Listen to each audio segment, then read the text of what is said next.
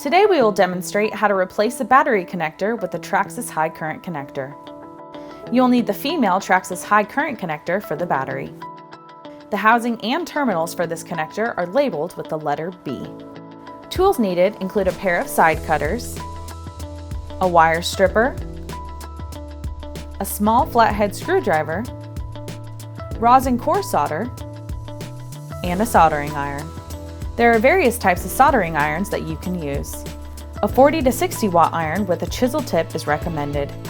Safety glasses or goggles are also recommended whenever soldering. Set up on a hard, flat, heat-resistant surface in a ventilated area.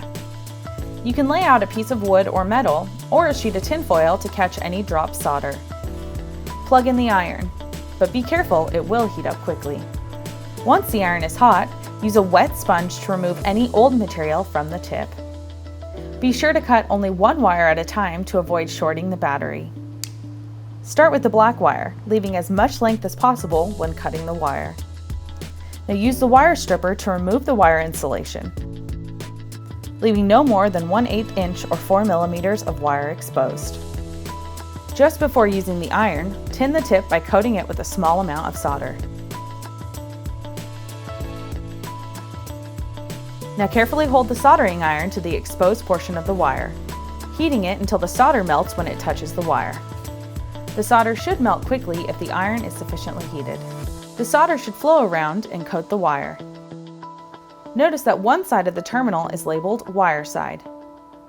You will solder the wire to this side of the terminal.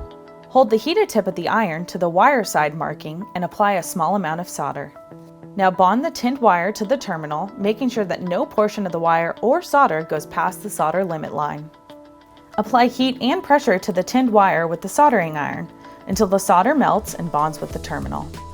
You can use the wire stripper or a pair of pliers to hold the wire in place if it becomes too hot to touch.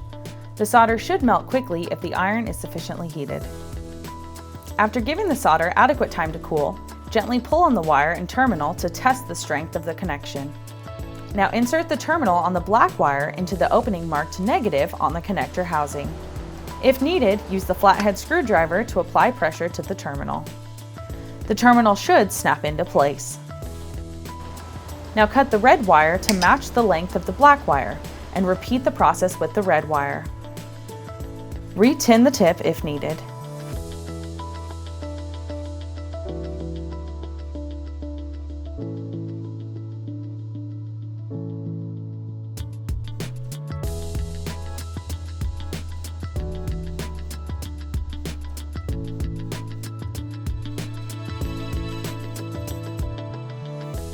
Insert the soldered terminal on the red wire into the positive side of the connector housing.